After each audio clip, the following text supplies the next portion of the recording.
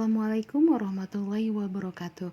Hari ini kita akan belajar tentang proses menghasilkan energi listrik. Anak-anakku solih dan soliha, simak baik-baik materi kali ini. Jangan lupa kalian berdoa terlebih dahulu. Bismillahirrahmanirrahim. Proses menghasilkan energi listrik. Globalisasi mempunyai pengaruh sangat besar bagi kemajuan teknologi terkait energi listrik. Sumber utama listrik adalah pembangkit listrik. Contohnya, pembangkit listrik adalah pembangkit listrik tenaga air atau disingkat PLTA. PLTA menghasilkan energi air yang mengalir. Yang kedua, aliran air dialirkan melalui pipa-pipa khusus untuk menggerakkan turbin. Ketiga, gerakan turbin tersebut nantinya akan diubah menjadi energi listrik di dalam generator.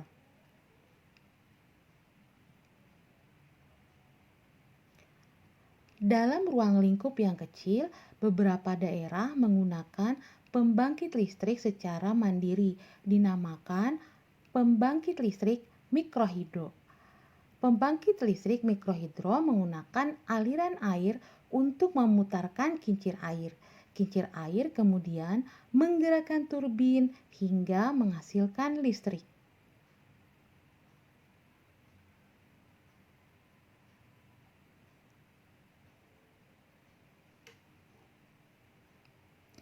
Proses menyalurkan energi listrik. Yang pertama, energi listrik yang dihasilkan oleh pembangkit listrik tenaga air (PLTA) siap untuk disalurkan. Yang kedua, energi listrik disalurkan terlebih dahulu melalui kabel-kabel besar yang terpasang di menara saluran udara tegangan ekstra tinggi atau dikenal dengan SUTET. Yang ketiga, energi listrik kemudian masuk ke dalam transformator atau gunanya untuk menaikkan energi listrik. Yang keempat, energi listrik disalurkan ke dalam pabrik-pabrik. Pabrik biasanya membutuhkan energi listrik cukup besar untuk keperluan produksi. Yang kelima, energi listrik kemudian masuk kembali ke dalam transformator atau transformator ini berfungsi untuk menurunkan tegangan. Energi listrik dari transformator penurun tegangan diterima oleh gedung perkantoran dan rumah-rumah penduduk. Komponen utama dalam proses penyaluran listrik. Yang pertama, sistem pembangkit berfungsi untuk mengubah sumber energi menjadi energi listrik. Sumber energi bisa berupa aliran air, panas bumi, angin, uap, atau tenaga lainnya. Sistem transmisi berfungsi menyalurkan energi listrik dari pusat pembangkit ke pusat-pusat beban. Ada dua jenis saluran transmisi, yaitu saluran udara dan saluran kabel bawah tanah.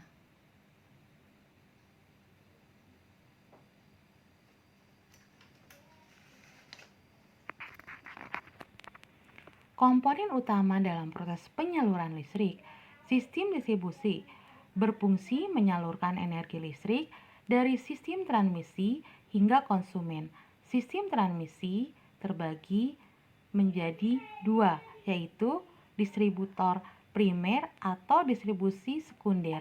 Dibutuhkan tegangan di gardu atau induk menjadi tegangan menengah sebesar 21 kilopol. Distribusi sekunder berasal dari gardu distribusi menuju konsumen dengan tegangan rendah sebesar 220 volt.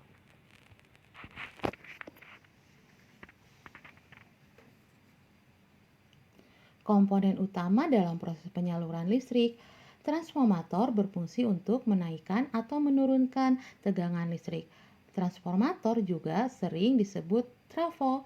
Transformator terbagi menjadi dua jenis, yaitu transformator step up dan transformator step down. Transformator step up berfungsi menaikkan tegangan yang dihasilkan dari pusat pembangkit. Transformator step-down berfungsi untuk menurunkan tegangan.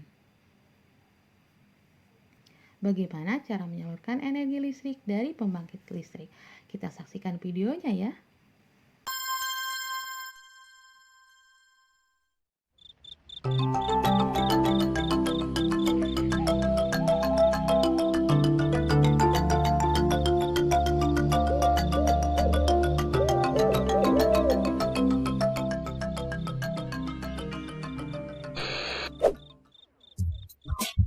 Woi, bangun, bangun.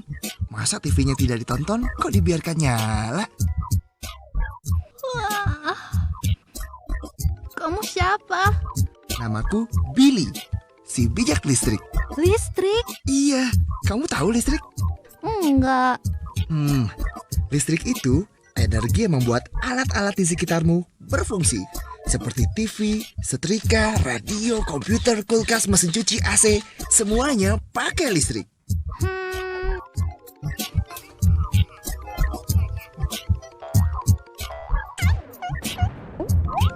Kayaknya semua orang di sini perlu dikasih pelajaran deh.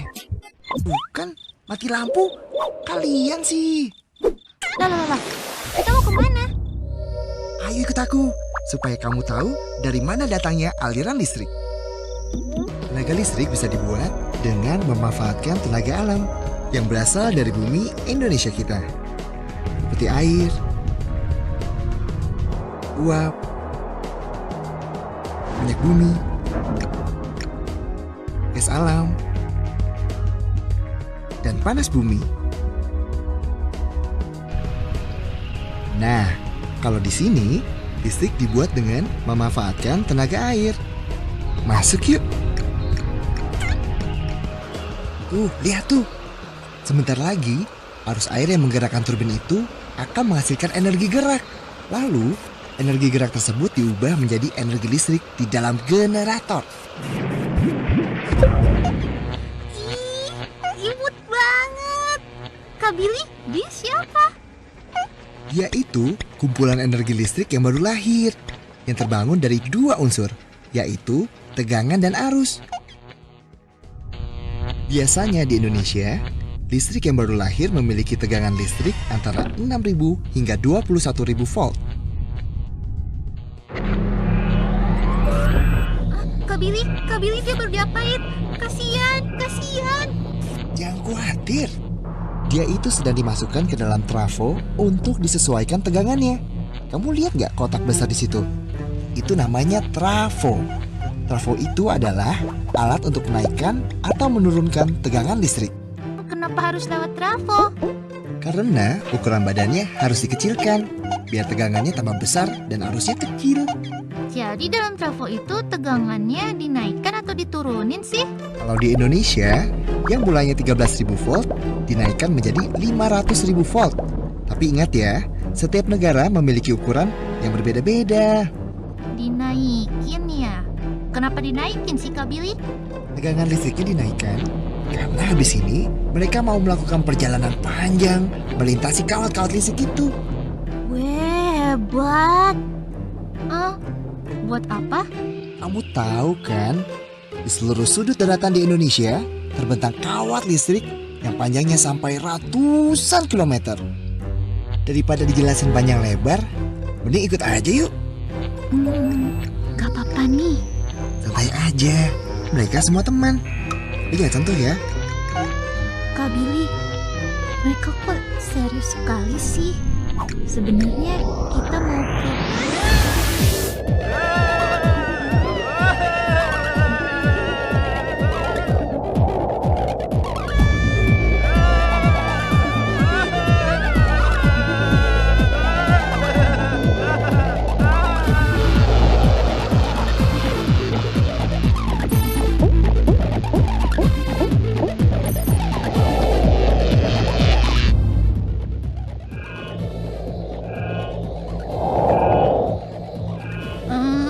Aduh, cepet banget.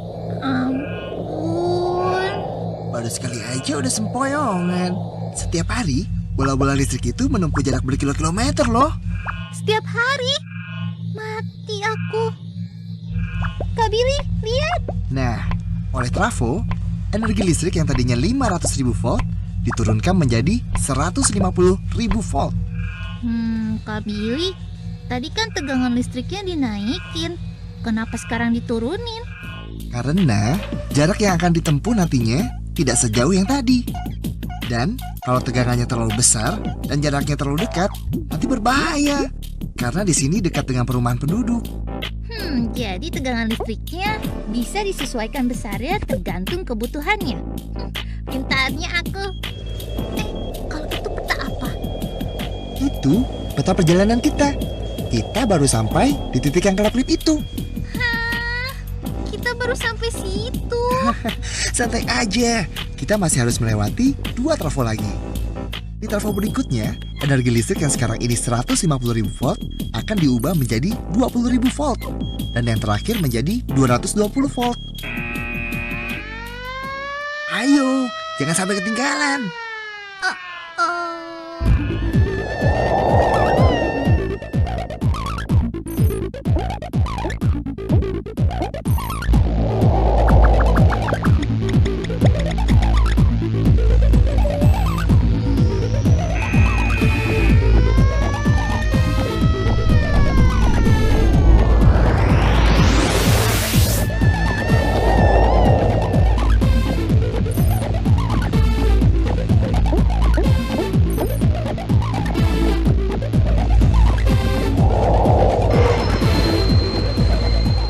Itu bentuk mereka yang terakhir.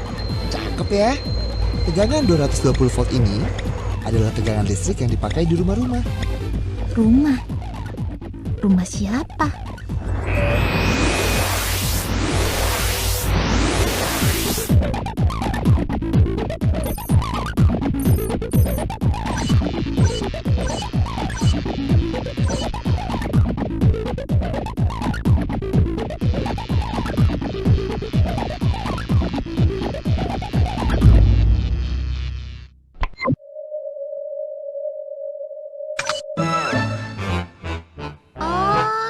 Jadi aliran listrik yang kita ikuti dari tadi itu ke rumahku ya?